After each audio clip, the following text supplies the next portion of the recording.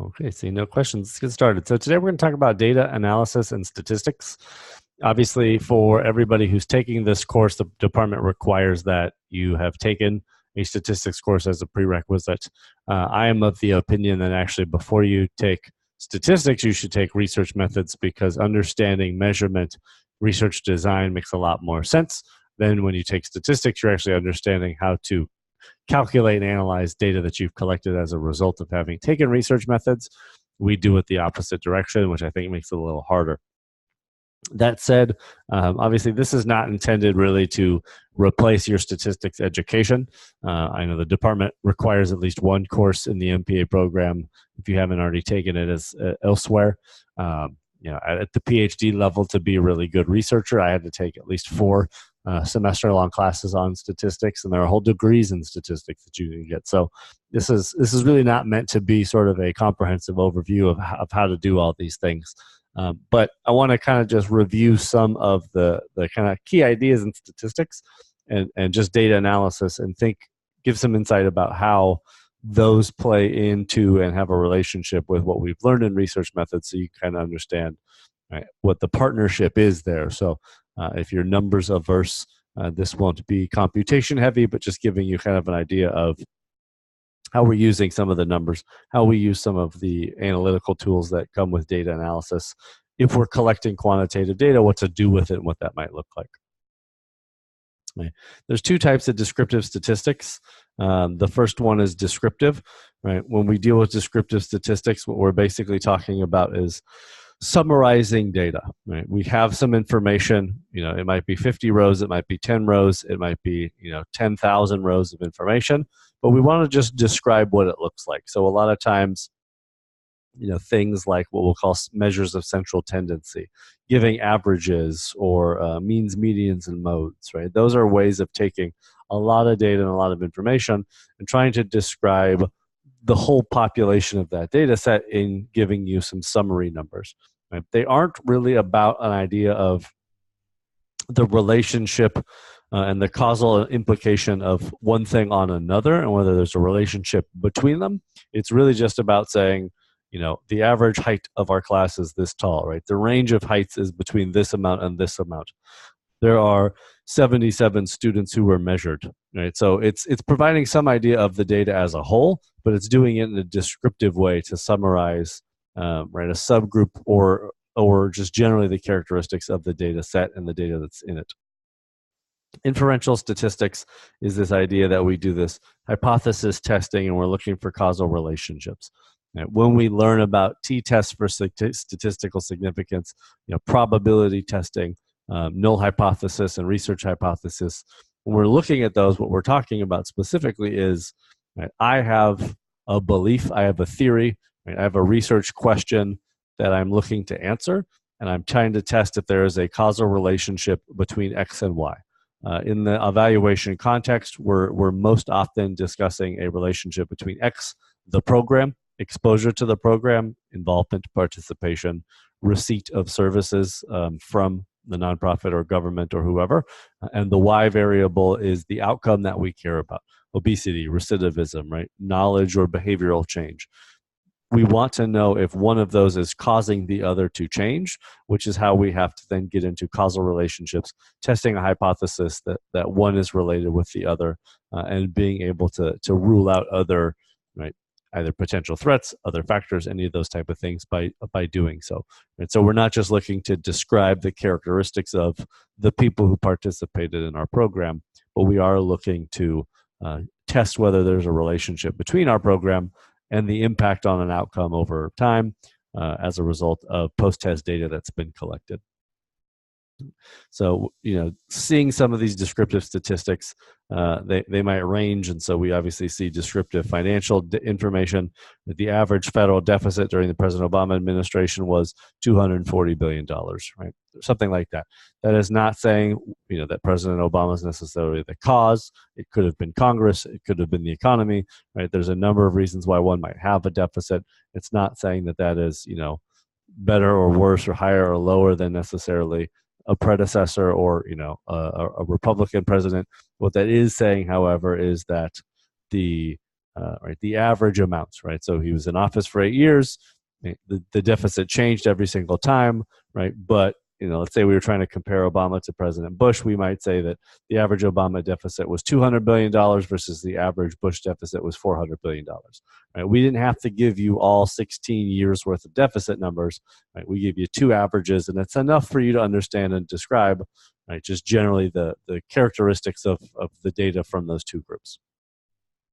Gross domestic product, right? A lot of economists looking at economic activity has grown at an average at a rate of X percent over the last decade, right? So we're not going to give you the data for every single year or the whole decade.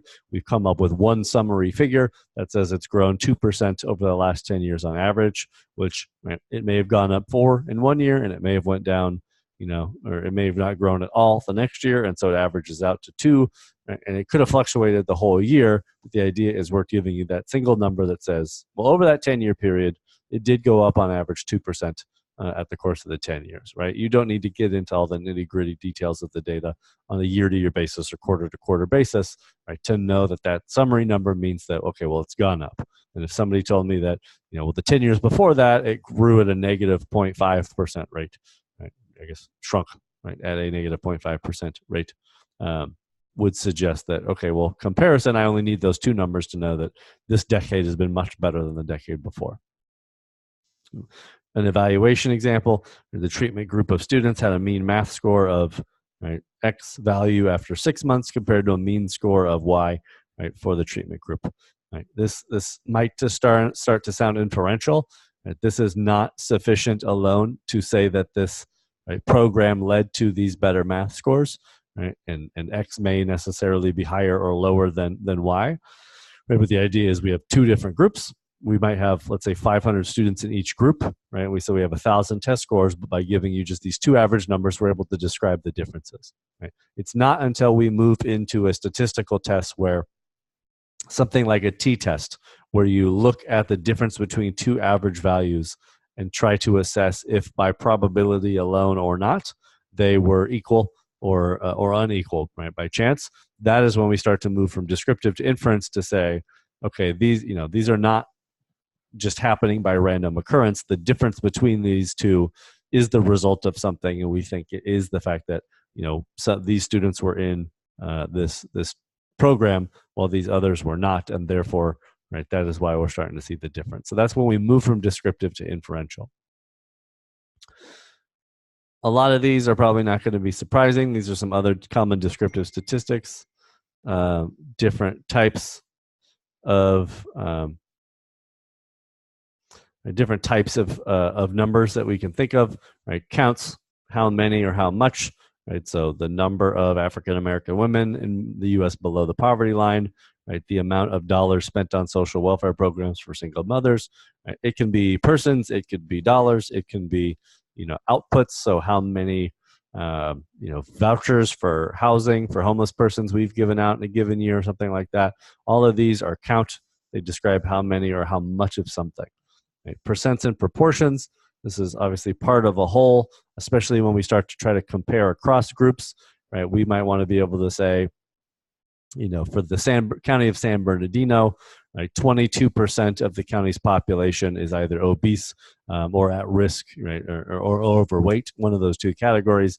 Right? The population of California is much bigger, right, but we can also say that, well, 18% of the state of California is either obese or overweight, and therefore now we have two proportions where we can, right, compare these parts of the whole, regardless of the fact that the whole itself is bigger for one group versus the other. Right? Sometimes you want to look at, my budget. I have an annual income or monthly income of $2,000, and of that, 22% is being spent on fast food every month, right? And I want to compare that to, 18% that I'm paying for my car and gas and insurance. It probably is, too much of a part of my whole that I should be spending less, right, on food than I am, or fast food than I am on my car, something like that. Right? Rates, these are where we try to standardize. So this is typically looking at, like violent crime. We're looking at like per capita. So, as on the basis of, something we call, usually what we do is you think about fractions. You have a numerator, right? And then you have a denominator. Right? And so you're talking about the rate of something, right, to something else. The most common instance where we see this is typically with the denominator being population, right? So we deal with this a lot in like health research where we're looking at the number of incidences of disease. So how many times was somebody diagnosed with cardiovascular disease relative to the size of our population, which is the denominator, right? So it might be 52 instances per 100,000 people or something like that, right? It's another way of being able to standardize rates of occurrence because we can say that, well, for Nebraska, which is a much smaller state than California, right, we can still see if it's 55 incidences per 100,000 persons, even if they only have 300,000 persons, because we can say that, well, how many per 100,000? Well, it's 66, right? Or it's 25 per 100,000, right? Now we can compare again, the same way we kind of did with percentages. So we do it sometimes with crime rates. We might do it for gross domestic capital. We might do it by disease incidences. Really anything that you can kind of fit into this numerator denominator standardization process can be converted into a rate. Right? Ratios tend to be something where we present numbers in relation to one another. Right. The most common example tends to be a student-teacher ratio, where it's the number of students, right, to the number of teachers. It can be another common thing is the I would say a cost or dollars, right, to outcome. So sometimes in cost benefit analysis, people will look at the dollars per life saved, right, or the dollars per health screening, right. So how many times, how much does it cost us per test that we do, right? Or sometimes you can do this the other way, which is, this is either like product or outcome, right? $2, right? Because we may want to say, well, how many, flu vaccines do we get per dollar, right? Well, we get about, 2.7 vaccines per dollar. If we buy it through this vendor, we might get, right, 2.9 vaccines per dollar if we buy it through that vendor, right? Or if we, we don't know how many we need, but we know it's zero point 0.7 cents, per vaccine. If we, 0.7 cents, or we get 0.7 vaccines per dollar if we order 1,000 at 1,000 or less, but it might be, 0.5 vaccine, let's say 1.5 vaccines per dollar if we were to order, 10,000 or more, right? So you could compare across, cost ratios either to dollars per outcome or outcome per dollar, so that you can compare across these differences as well, usually in a cost setting or other times, right, in terms of like IT department, I field these help desk ticket requests all the time, right? And so I'm actually looking at my ratio of, well, how many tickets do I get per day per employee, right? So I might look at like tickets to staff member ratio, right? Track that over time because I want to say, well, look, right, if we might put it at the ratio is, let's say it's 5-to-1, right? Let's say this is time, right? This is the ratio. Right. So if you want to say over time, it was 5-to-1, right? And then we started to get to, right, 10-to-1 at, this would actually be years. So this would be like 5-to-1, right? 10-to-1, right? In the third year, right now we happen to be, let's say at, 15-to-1, right? You can say, well, look, right, we have X number of staff people, and yet the amount of work they're having to do keeps going up, right? Because on a per person basis, workload is increasing over and over, like consistently over the last 3 years, right? This is not, if I had more staff members and my workload goes up, it may be easy to just say that, well, of course you have more, work coming in, you have more people to do more work, right? But this is another kind of way of standardizing to say, well, on a per person basis, right, doesn't matter how many people I have, this is what I'm having to deal with. Or maybe this is how many I can deal with, right? And you might be able to look at something like, where if you were to add an extra line and were to say, right, well, this is the amount of work that's coming in, right? But the red line is how much work we can actually handle, right? So I need some additional support to make up the shortfall that is, right, the difference between these two, because on a workload to person basis, right, there's really not much I can handle. or I'm going to be short certain numbers. There's no way of meeting this based on the ratio I have of work to staff. That makes sense? Any questions about that?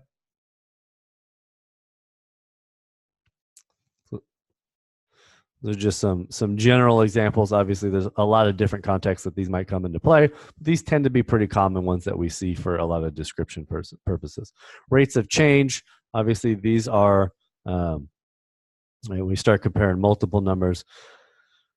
We're looking at how to describe how one quantity changes in relation to another. Right. So obviously, this tells you how to calculate these. Right. But the idea here is if we have a number, right, let's say it changes to a different number, we can say that this number increased by 75.5%. It basically is giving you a percentage change of the initial number that is required to get to the second number. Right? What tends to be a lot more common is this idea of percentage change, right, where we look at the difference of two numbers, and then we basically are able to say that the change in growth is either an increase of 122% or a decrease in 55%, something like that, right? So when you go from 50 to 100, you have a 100% increase, right, year to year. So this tends to be a more common approach. Again, you can look at the calculation here. Pretty basic. They both generally are showing a change in one number to the next. They tend to just be more of a matter of preference. From my experience, I think percent change tends to be the one that people probably understand better and typically use more frequently. Frequency distributions.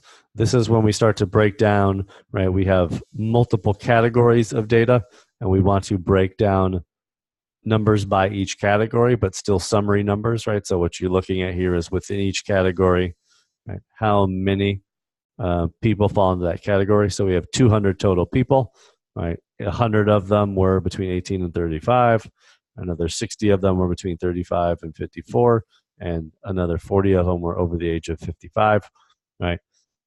Out of the 100%, which is right, all 200 people, right? This 40 people represents 20% of our total population, right? This 60 people represents 30% of our total population, and the 100 people in the youngest age group represents 50% of our population, right? So if we're looking at, for example, how old are the students in the MPA program, right, we can say, well, half of them are between the ages of 18 and 34, and we actually have 20% of them happen to be over the age of 55.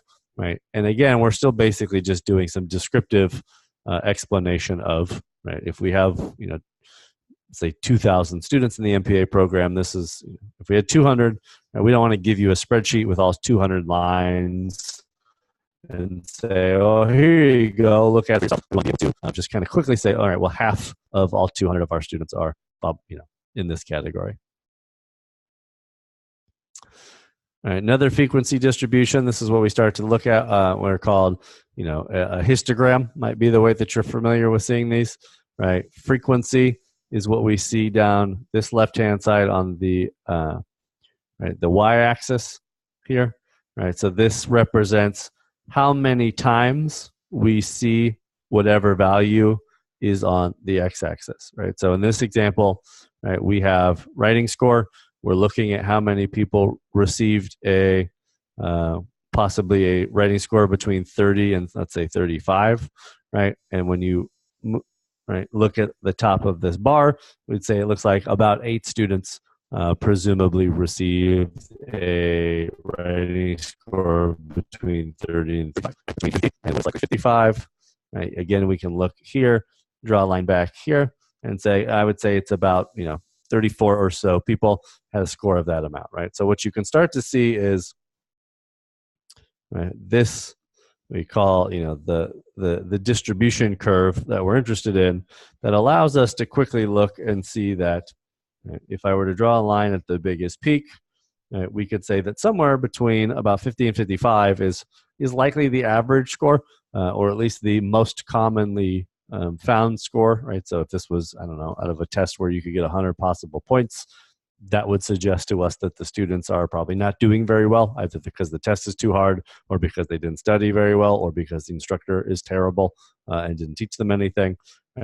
We can start to see that, you know, all this, maybe 45 here, right, and maybe between about 65-ish here, right, we have a lot of people getting a score between 45 and 60, right? Much smaller amount, right? When we start to look at this section above 65 and this small section below 45, which we'd hope, because this is probably failure, failing the exam. If 50 out of 100 is probably failing too, but the idea here is we can identify the different sections of how, if we had, let's say, an entire high school worth of students taking a standardized exam, and we had 20,000 people, right?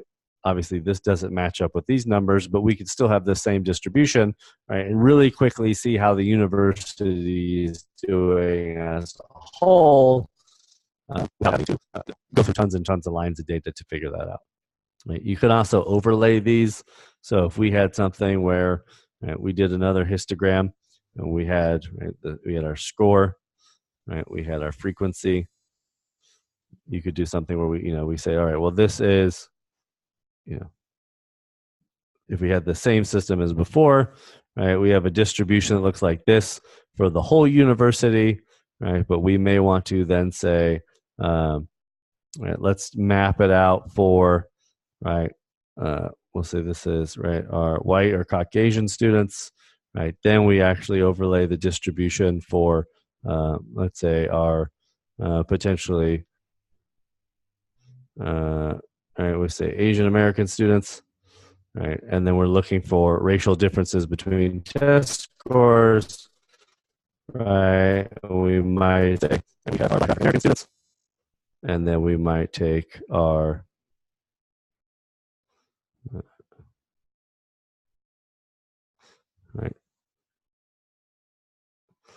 right, we can say our Hispanic or Chicano or Latino, right, students here.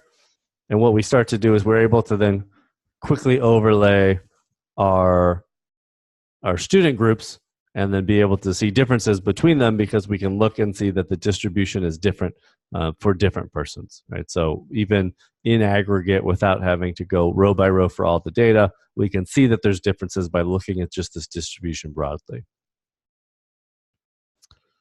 It sounds like we're having some more cutting in and out. Is the audio okay at least, or is it just the video that's having an issue?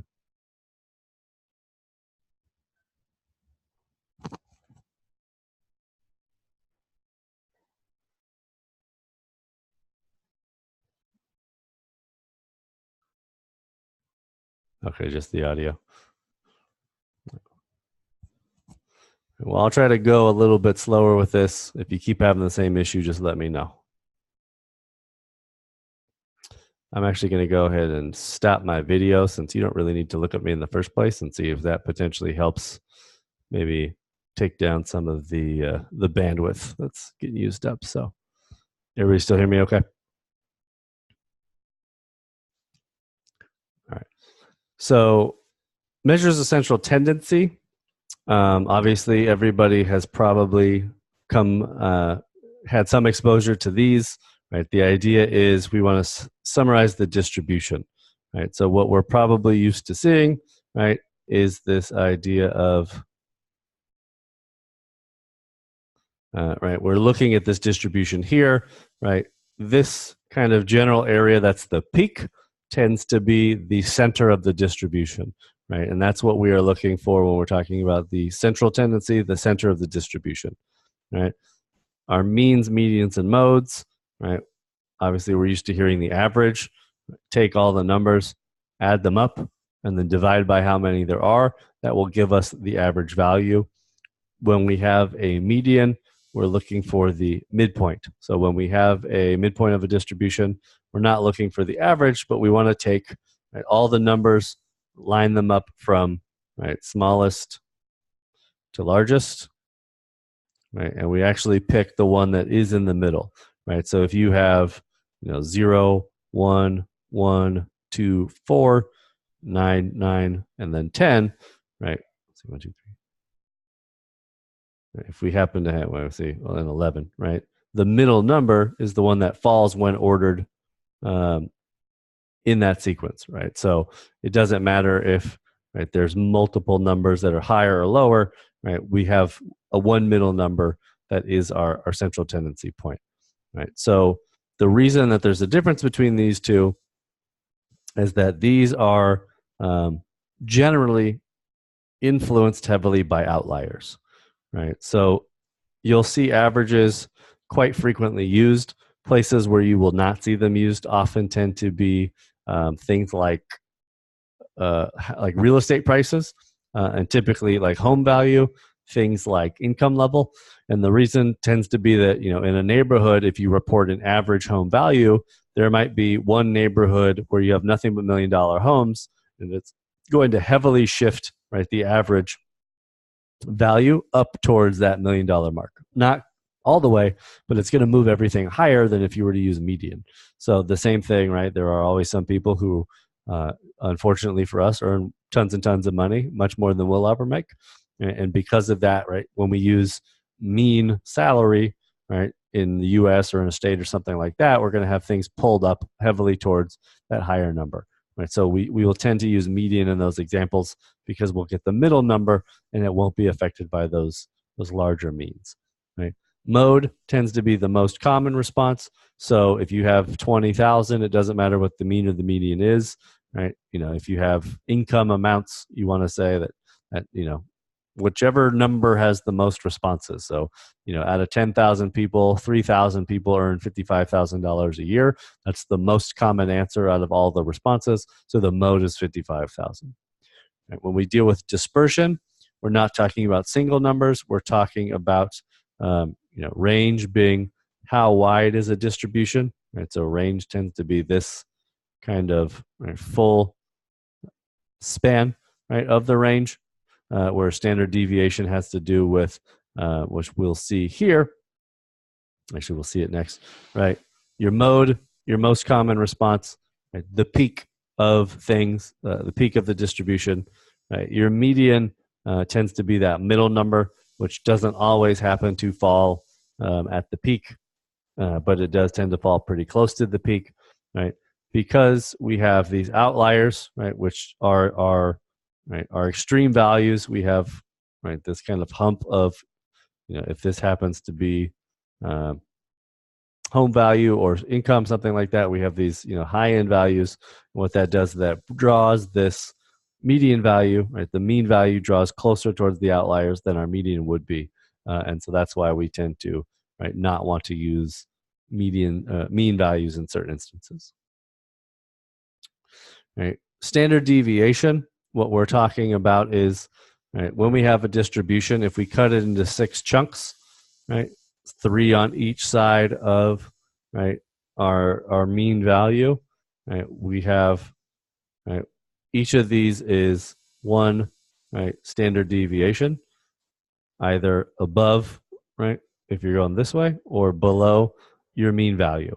And so one of the interesting things about what we call a normal distribution, which is what we call this kind of bell curve, which is this shape here, is that about 66% of all cases will fall within one standard deviation.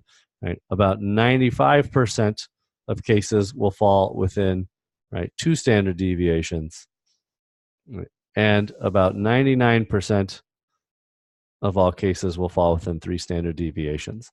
So by being able to report a mean value, plus a standard deviation, even if we have 500 cases or we have 20,000 cases, giving those 2 numbers alone means that we know where the peak of the curve is, we know how wide the curve is, and we have a general idea of how many values fall within a certain area. So if we have let's say a mean test score of 50, and a standard deviation of let's say 5, we know that within that one standard deviation, 65% of all of our people scored between 45 and 55. Within 2 standard deviations, everybody scored within 40 and 60. right? So just knowing that alone, we can map this out and say, all right, well, that means about 95% of every person, right, student who took this exam fell in that range. If that is a bad score, right, that means that we might feel pretty bad, right? If you can get 100 again, if the most that you could score on this test was, let's say a 75, right, that might not be so bad, right? But by knowing just those two pieces of information, we're able to have a pretty strong idea and understanding of how this whole curve looks, even if we only knew, right, what was basically given to us down here.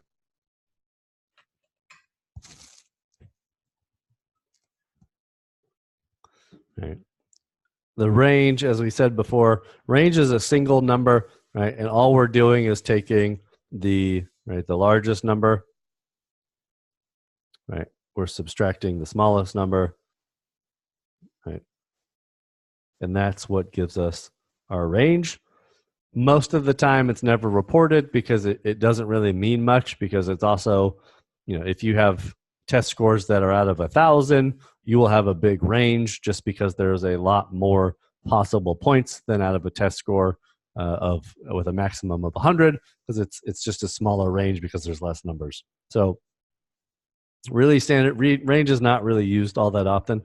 Standard deviation is important because it tells us about how spread out the numbers are, and it gives us general information about the range. So you can see in this example here, our average is 100 for both, right, of these distributions. But what you'll see is that for the red, right, distribution, there's a standard deviation of 10. For our blue distribution, we have a standard deviation of 50. So even though the average is the same, right, having that different standard deviation can result in, right, some obviously very different curvatures, because we can see that obviously, right, more of our cases are going to fit within a much smaller kind of distribution than when we have a 50-point standard deviation where, right, 90% of 95 90 99% of cases will fall within, a 300-point range as opposed to a 30-point range. Right. So hopefully this makes sense. Obviously, right, you get an average test score. If you have a standard deviation of 60, right, 95%, this is based off of two, right, standard deviations above, right, above and below the 60 value, right? So we can say that, right, 20, this is, right, two standard deviations times the standard deviation of 10, right? When you add it together, you get the high end. Again, you do the same thing here, 2 times 10, right, gives you the 20 here. When you subtract it, you get the low end. And so now you know that, right, you have 40, right, to 80 with your mean value of 60, right? And that's 60, 95% of cases fall in that range. So it's a very useful tool. It's only a couple simple numbers, but it can very quickly and easily describe the distribution and spread of this a very large set of data that might be otherwise hard to explain. These distributions, they can be skewed, right? So they can have a negative skew, which means you start to see the peak more that direction, or a positive skew where you start to see things more that direction. This might be potentially more common, the positive skew, when we're thinking about things like, again, home value or income values, where, right, most people are going to earn, right, closer to either zero, right, or a low value. Right, this might be, $1 million homes. There are going to be much, much less of them, even though there's going to be some, right, at this high end of the curve. Right?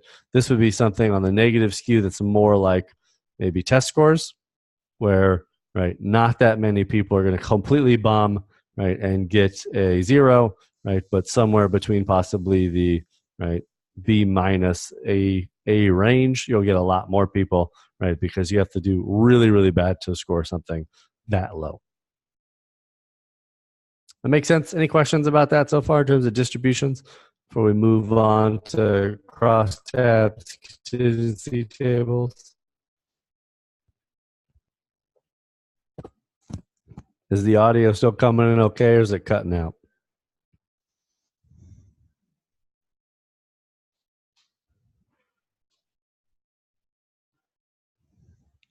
On and off still. Is it so bad you can't understand any of the content, or is it at least mostly understandable?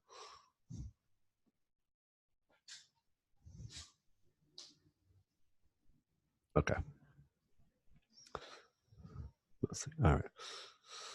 Well, if there's questions, I'll stop at the end again, and we can walk through it. Obviously, again, this is all overview. It's not meant to be your only source of knowledge. It's statistical, so statistics. So we'll see what you can learn out of it. Hopefully, it's at least enough to get a basic idea. Crosstabs and contingency tables. So the idea here is when we start to compare multiple numbers, we will typically be taking summary numbers that we have learned used for description purposes, and we will start to then compare them to one another.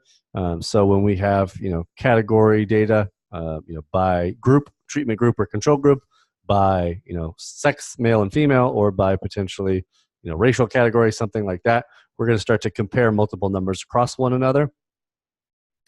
You probably have heard this in every statistics class, hopefully, right? Correlation does not mean causation. What's important is that a relationship by two numbers does not always mean that one causes the other. It just means that they are related to one another. Right? There's a famous example that is always that there's a very strong correlation between ice cream sales on a monthly basis and crime. It does not make sense that the more ice cream gets sold, the more crime occurs, right? But there is a correlation because ice cream is sold much more frequently in summer months. Summer is hotter. There are more people outside. The days are longer. Therefore, there's a greater likelihood for crime to occur during those time periods than when it's cold outside or the days are shorter, right? And so there's a strong relationship between the two, right? But ice cream sales, right, does not cause crime to occur. We're not banning ice cream sales for the sake of keeping crime rates down. When you have columns and rows, these are your rows go in this direction, your columns coming downward.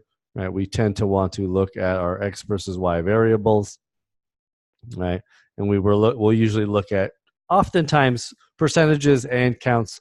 Could be one or the other, but a lot of times both, right? So what you'll start to see with these is you might find something that looks like we might have a table that looks something like this, where we might say this is sex, right? We have males and we have females, right? And we might have a let's say pro and against. Let's say we're looking at the death penalty, right? And so we're trying to look at whether there's a relationship between someone's sex and their opinion of the death penalty.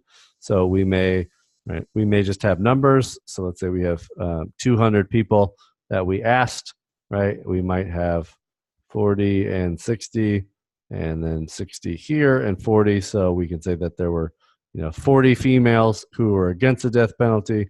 We had 60 females who were in favor of it.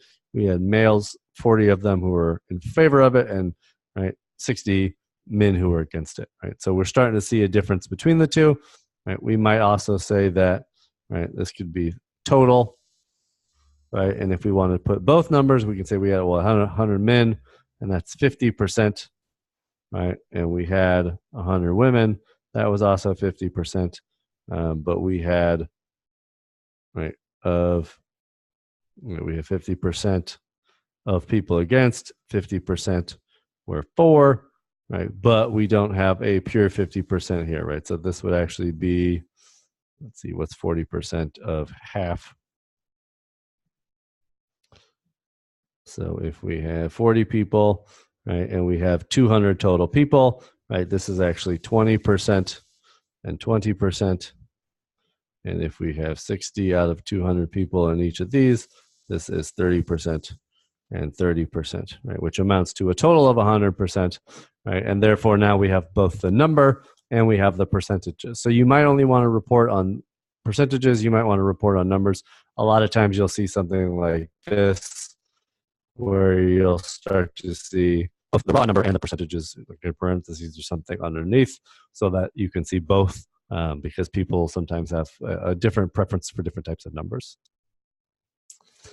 Measures of association. When we have measures of association, what we're looking to do is determine if there's a how strong of a relationship between two numbers there are, right? So we might have a direct or positive relationship where as one number goes up, another goes up, right? And moves in this direction. We might have another relationship, a negative or an inverse, whereas one goes up, the other decreases. So if you think about a line chart, right, or an XY chart, right, something like this. So all of these measures of association typically are on a scale of 0 to 1, right? Meaning, right, 0 is no relationship, 1 is perfectly linear, and most of the time, if not always, we get something between 0 and 1. There is the option for a negative 1, which is also perfectly perfectly inverse relationship, right? So something like this would look like a 1, something like this would look like a negative 1, right? Something like a 0, and I'll show you here, would look like, and so what you'll see is, right, the closer to positive 1 or negative 1, the stronger the relationship, and that would look something like this, right? So, right, as you see, right, as x is going up, y is going up in all of these cases, right? So these all have a positive 1 value. In all of these cases, as x goes up, y is going down, even though they are all at varying levels of steepness. And so you still see that each one of these is negative 1. Right? Same here, right? Same here. As you get closer to 0, right, what would be a no relationship scenario, you have this situation where you can tell that all these dots, right, in this cluster, there's no real relationship between them because they are a mess. Right? As you get either closer, right, towards positive 1 or closer to negative 1, right, you'll start to see how this is a bit more of a relationship, whereas this is a little less of a relationship, right? And we start to see, right, some directional change here. Right? Not this perfect one-to-one relationship in either of these two scenarios, right? But there is, right, some slight directional change or, right, strength of relationship in either of these scenarios.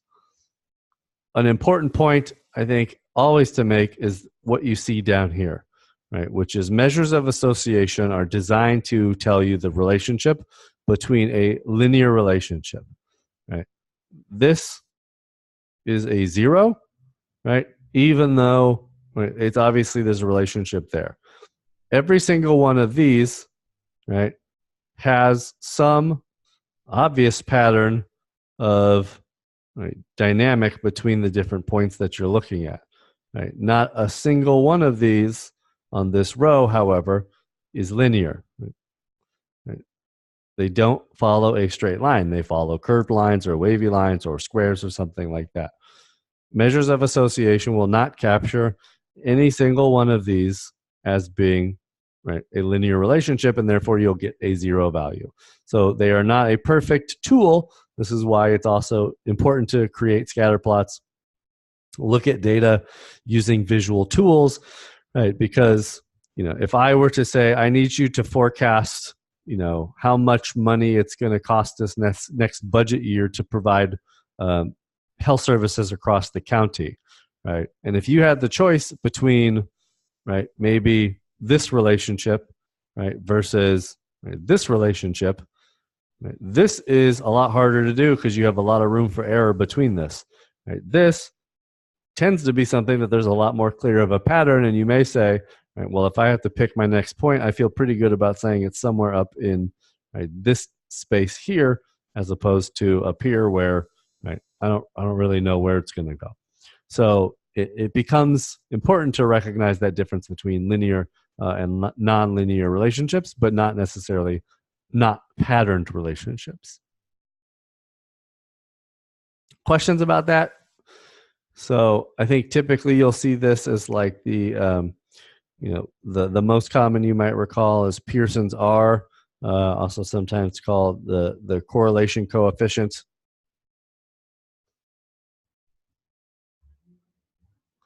That's bad color choice, right?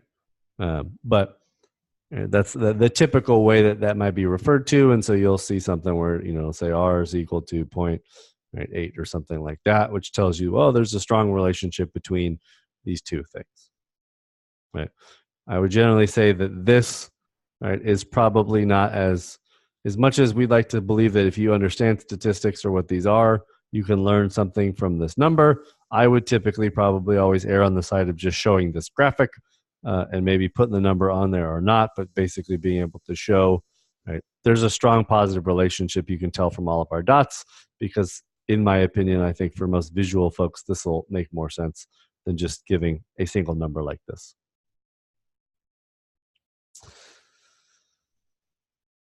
Regression analysis. So regression analysis is difficult to be able to do yourself. It is very important as a tool because I would say in the heavy majority of academic research, regression analysis is what is used. Most of the time when you're looking at peer-reviewed published journal articles, they're using regression analysis more often than not, or some version of it. I would say most policy analysis work that gets done is also something that is based on regression analysis, some version of it, because it is very useful, and it's something that allows us to deal with what we call, the reason it's called multiple regression off the time is because we can do multiple what we call independent variables. So when we have not just a relationship between, let's say y, which is our outcome, right? We'd like to say is, right, as a result of our program, right, we have two variables. But often, if we're looking at, let's say, cognitive development amongst children, right, it's partly because of our program, but it's partly because of the age of the child, and it's partly because of their parents' socioeconomic status, and it's partly because of whether their parents are divorced, right, or married still, right, and it's partly because of maybe their race, right, and so on and so forth. Right. So a lot of times we have things that look a lot more like this, where, right, the answer is it's complicated, and there's a lot of things that might affect something like a child's cognitive development, and so we need to be able to count for all these different things. Right. Regression analysis is used for that, where we can then look at estimated values for an outcome and its relationship with, right, not just our program, but our program and someone's age, and our program and someone's age and their socioeconomic status, and whether their parents are divorced or not, and as many other things as we might need to keep adding into this equation, right, to make sure that we are controlling for or counting for everything that matters. Right. This obviously looks like our scatter plot again. Right. What you see here is because we have, right, this broad range of data points, right, we're able to parse somewhat of a line here that tells us the direction of the relationship, right? The idea behind regression analysis generally, right, is the idea that, right, if you think about, right, let's say if you think back to early math days, right, does anybody remember, right, being taught this, right, y equals mx plus b, right, and you had a point was x, y, right, and m was your slope, right, which was, what was it, rise over run. I don't know if this sounds familiar at all to everybody, right, and b was your intercept.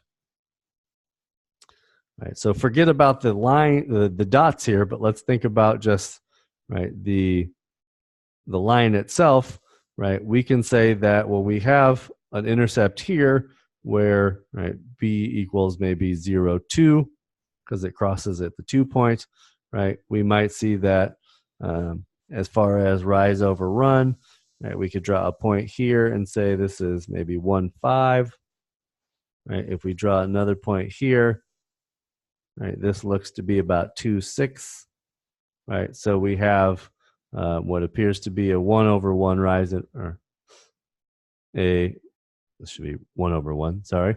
Okay, so right, Terry remembers this. It was probably high school for most people. We don't use it a lot, right? But the idea is here, once you have these points, right, now we know that maybe y equals 1 x plus, right, 2. We have a function as a result of knowing this slope and this intercept, right?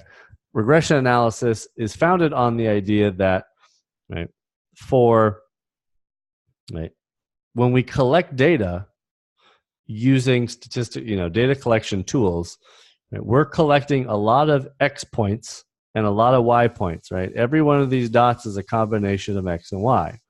What regression analysis is trying to do is trying to say, if I know a bunch of these numbers and I know a bunch of X values, let me plot them all on a chart and see if I can predict and tell you what the M and the X numbers should be, right? Because if I know, right, because if we have a rise over run of 1 over 1, as opposed to a rise over run of, let's say, negative 1 over 1, right, what does that mean? Well, it means that one of the lines is going to look like this, right, if it's negative 1 over 1, right? This might be a slope of negative 1 over 1, right? Whereas this might be a line that has a 1 over 1 slope, right? This might have an intercept of 0, 2, right? Whereas the other might have a different intercept, and therefore, right, now that we know this line, we might be able to predict, or we can actually look and say, right, I understand the relationship that's happening here because I know, right, the M and the B value, and now I know also all the X and Y values that I looked up. Right. So this is where it gets a little more complicated, but the idea here is, right, at any given point on the line, right, we start to then have another distribution, right? So at any given point, we might have, right, this is, at speed, right, this is distance. So let's say we're taking a car, driving it at a certain speed and stopping, and we're trying to look at like stopping distance, right? So at this might be 8 miles per hour, right? We have some cars that go, they stop in about 2 feet. Some of them stop in about 10 feet, right? Some of them might stop at, they're not going to all be 8 miles an hour, but these might be 7. This might be 8. This might be 9 miles an hour. Right? Each of these points has a different, right, Y value, right? So we know, because we know this is 7 and this is 9 miles per hour, because we're testing over and over again, this is 7 miles per hour, right? We have a bunch of, what would be X values here, right? And we know that this is, maybe 2 and 4 and 8, right? So we have a lot of Y values. So we've actually collected X and Y values ourselves. And so by placing them throughout this chart, right, and being able to say, what does this line equal to, we're able to then say, from that data, figure out what the M and the B values are. This is a more complicated way of seeing this, right? So you might see something that looks like this equation here, right, which might look scary and intimidating, even if we look at this, right? But this all says the same thing, right? This is our Y value, right? This is our X value here, right? So this is Y, this is X, right? This is the M, right? And this is the B, right? So we basically just inverted this, right? And that's what you see there, right? So this is your M here, right? What the difference is here is, and this is what becomes multiple regression, is, right, this is MX1. Here we have plus MX2, right?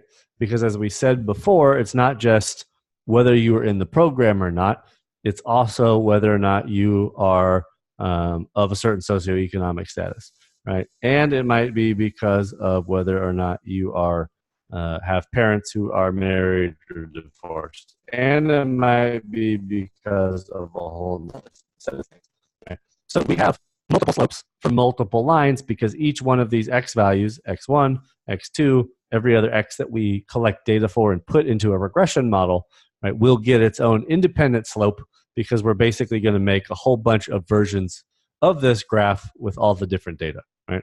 It gets a little complicated in your brain, but you don't have to worry about it because the computer can do it itself, right? But that's basically what we're doing here.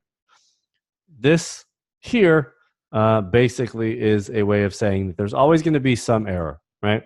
If we had a perfect representation of, right, a line, we would have every single point would look like this, right? Along this line, everything would fall perfectly, right? The real world doesn't work that way, and sometimes we have points like this and points like this. And what happens is we have, right, even our best guess, right, results in some, right, margin of error between the line that we choose, right, and where the actual point falls, right? But the idea is for every single one of these, right, we have, right, a little bit of an error, but we have a line that still kind of points right through the middle of all of them. Right. So then what we've done is we've come up with a big y equals b plus mx plus mx plus mx plus mx plus, right, a little bit of error between where our line is drawn and where our points fall. Now, if you were to use SPSS or Stata or any of these statistical tools, you might get something like this, right? This is not as complicated as it looks, right? But what you will see is, right, we have a variable here, right, likely education, right? We have another variable here, which is called constant. We have a number here and a number here, right? What this typically means is this, this looks like education. We'll call this wage, right?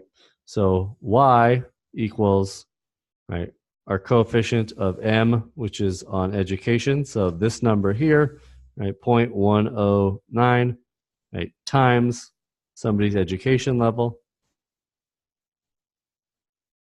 right, plus, right, you could say negative 0.185, or we could have just said minus, right? So, right, somebody's wage is equal to 0.109 times their education minus 0.185, right?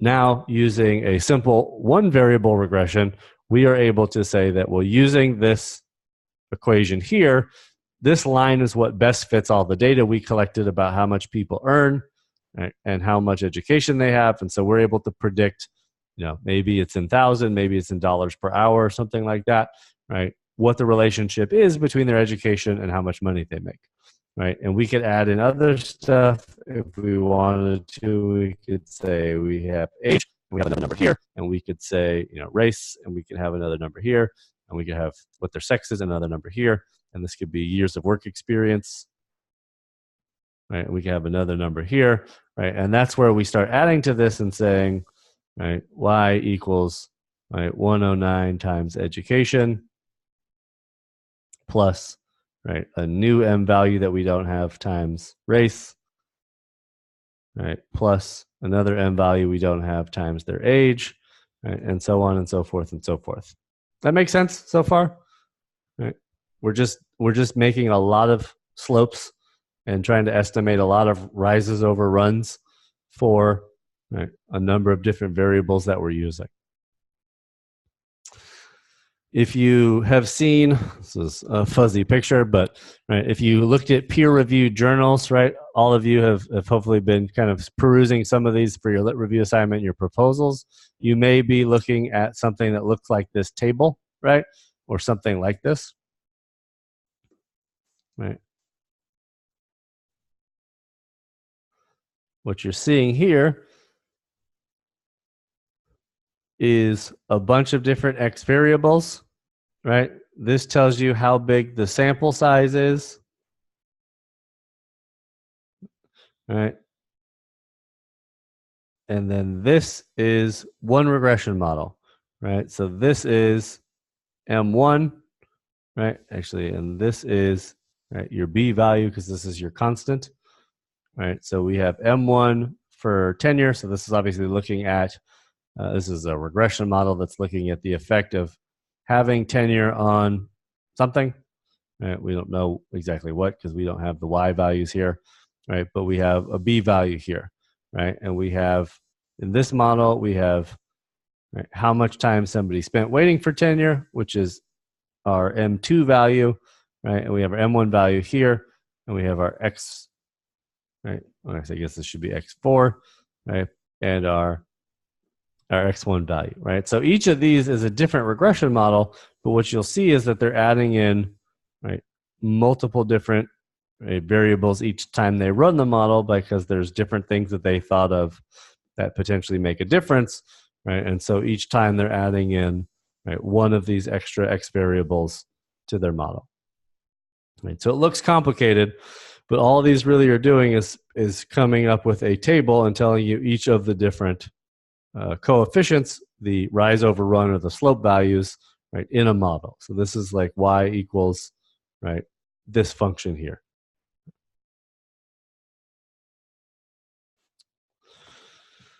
How do we expand it? Right, different types. So obviously, right, y can equal, right, m1 x1 plus, right, m2 x2, right, plus as many things as we want, plus b, right. So we can come up with that. Dummy variables, right? If we have, right, so remember x1 might be age, right? But let's say m2 might be sex, right? Well, how do we everybody knows that age can be between 0 and 100 or 120, or depending on how old people are, right? But what is the number for sex, right? Well, what we can do is we can say, y equals m times age, right, plus m2 times sex, right? And then we use a dummy variable where 0 equals male, right, and 1 equals female, right? This is called a dummy variable because we basically put an arbitrary dummy number in to represent, the status of being in one category or the other, right? By doing that, right, we're going to have a slope value that for m2, right, will tell us the difference in the relationship between being a male and a female, right? So if you have something like y equals, right, 5 age, right, minus, right, 3 sex, right, what that slope tells us is that if you're a female, right, you will see a 3-point drop in whatever our y outcome is, right, compared to the people who are men, right? Because there's nowhere to go besides 0 and 1, but we can know that by adding the state of being a woman, right, a 1 value, right, a 3 over 1, negative 3 over 1 slope means that there's 3 steps down in your points relative to your male counterparts, right? So, and this is accounting for both age. As you're older, let's say this is maybe wage, how much you make. Right? The older you are, right, there's a positive increase in your wages, but if you're also a woman, you will see a decrease compared to men, irrespective of your age, right? So when we do this multivariate equation, what we're looking at is, right, we know the relationship between age and wage and sex and wage, and these are independent of one another, meaning that, right, as you get older, right, there's one change, and as you're a different sex, there's a second age, and those are both happening at the same time, irrespective of the other. Right, so males and females will both see increases in wages regardless if their age goes up, right? But irregardless of what their age is, we'll see a difference between men and women in their earnings.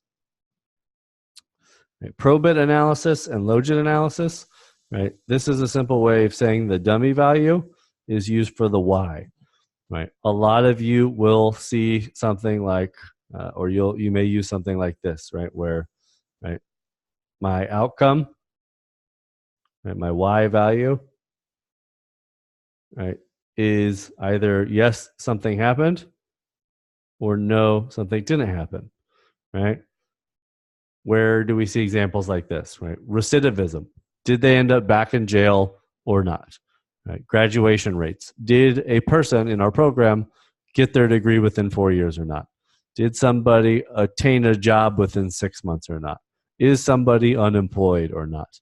Right? The outcome very often can be as simple as 0, 1, right? This usually ends up being a function of multiple things. Again, right? Our program, were they in our program or not, right? Plus, let's say if this is recidivism, right, this might be the number of years in jail, because the longer you're in jail, right, the more likely maybe you are to end up back in jail, right? Something else might be years of work experience, because if you have more work experience before you went to jail, you're more likely to get a job afterwards and potentially stay out of jail, right? Plus maybe your education level, because the more educated you are, if you got a degree while you're in jail or just beforehand, right, you might be able to find work too, and that'll keep you out of jail, right? So now what we've done is we've been able to take a dummy variable, right, put it in place of where our outcome is, because right, it's not like wages where we want people to earn more money. We can measure their money by monthly or annual income, right? We want people to basically achieve or right not do something, and there's no nuance to it. You either did or did not go back to jail. You either did or did not graduate, right, within a set time period. Right. So we, as we care about that, that may be the only way of divvying up that thing. Right. So right, we do a pro-bit logit analysis, same type of a situation, except for our slope right now ends up being right our probability. So if we have a right, let's go with a right, let's say if we go back to this and we say y equals negative, right, let's say 0.04, right, age, right, plus 0.03 years in jail, right, and this is recidivism, right. This means that the older you are, right, since this is a negative value, right, there's a decrease in the likelihood that you'll end up back in jail, right? But since this is a positive number, this tells us that the longer you're in jail, right, there might be a increase of 3%. Right? There's a 3% greater chance every year more that you're in jail, right, that you end up back in jail, right? And if you're older, right, there's a 4% decrease for every year that you are older that you'll go back to jail, because the older you are, the more likely you are to stay out, right? Something like that. So it could be more like 0.4%, obviously, and 0.3%, because 1 year may not have a huge impact like 4%, but maybe 0.4%, right? And you may see something like plus right 0.1 right program. So if we use right, a dummy variable for right, again, both no they're not in our program, and 1 yes they are, and 0 no they didn't go back to jail, and 1 yes they did, right, we might be able to say that actually this should be 1, this should be 0, right, that this would tell us that right positive 1 means that there's an increase of 0.1%, that they right people in the program are 0.1% more likely to not end up back in jail than somebody who was not in our program, right? So now we used a dummy variable here and one here, and by doing both of those, we're able to see the difference in probability that somebody ends up in jail or not as a result of being in our program or not. That makes sense?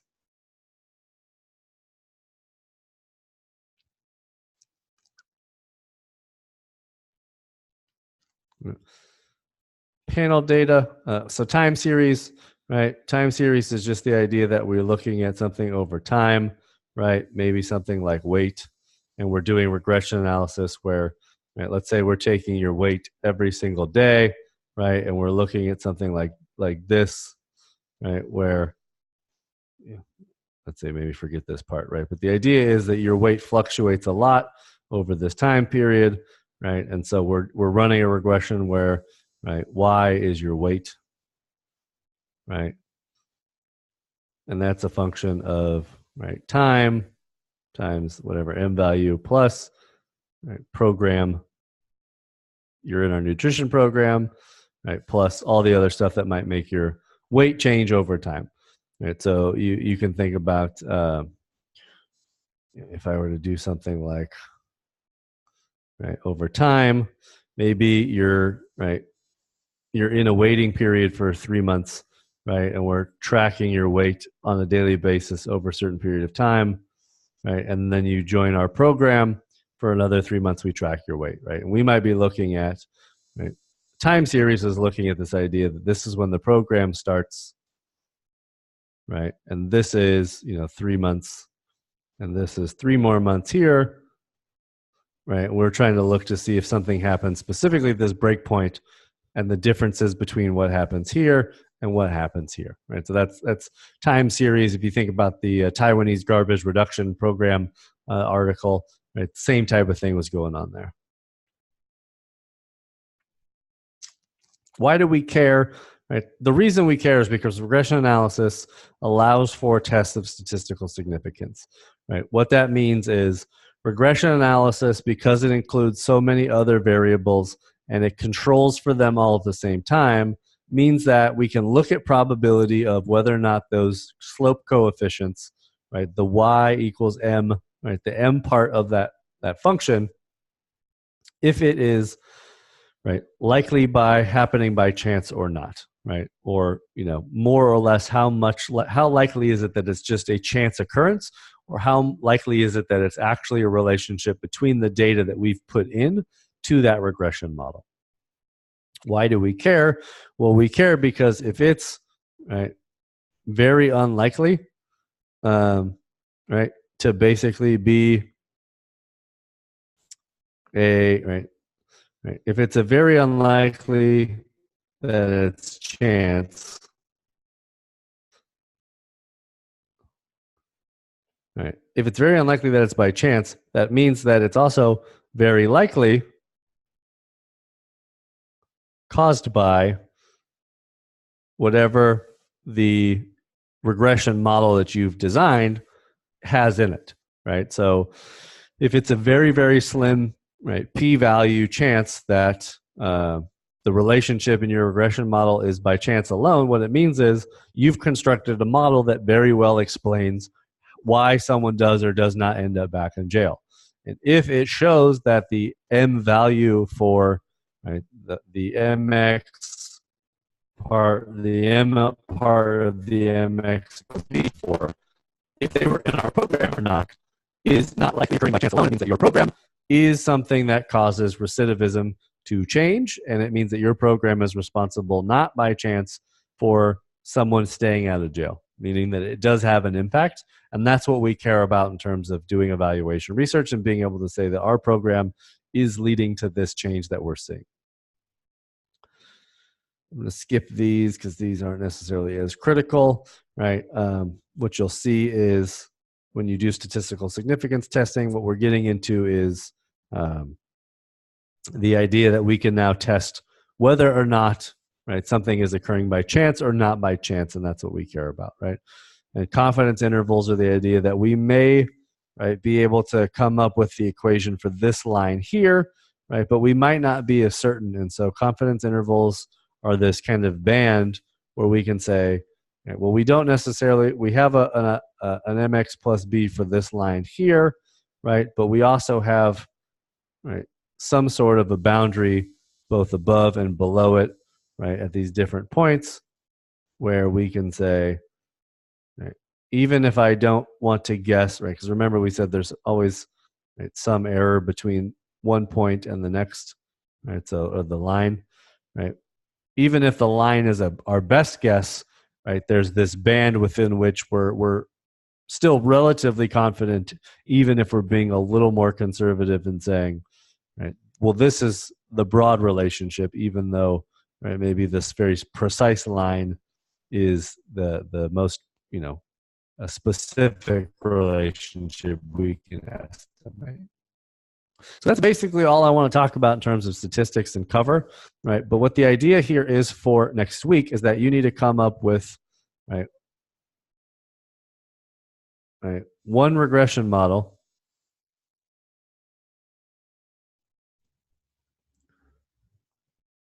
and for it, you're going to basically be able to do something like what we've done. And I want you to, have, right, a y equals, right, an x1 equals, and an x2 equals.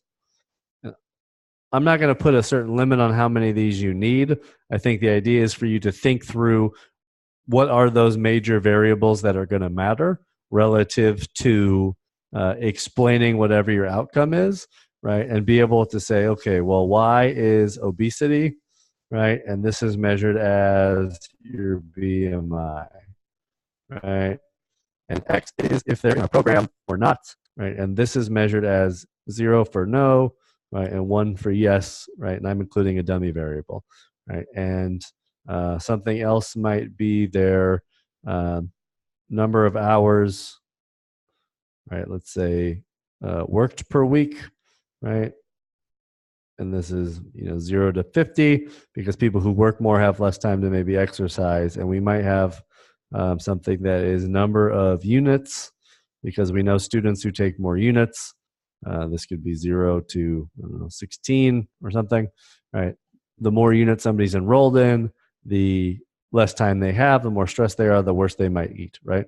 And what other things might all have an impact on, right, someone's body mass index, right, if we're looking at trying to both impact it through our program and addressing other factors that are going to play a role in, right, either counteracting or supporting it, right? So we might want to also ask number of hours they spend at the gym every week, because obviously if they work out a whole bunch outside of our program, that's going to lead to a positive impact on their obesity, right? And in doing so, I want you to think about what, right, this should be, right, making kind of a note to yourself about, right, this should have a, I guess actually this should have a, right, negative impact on body mass index, because the more, if you're in our program, we should expect to see your body mass index go down.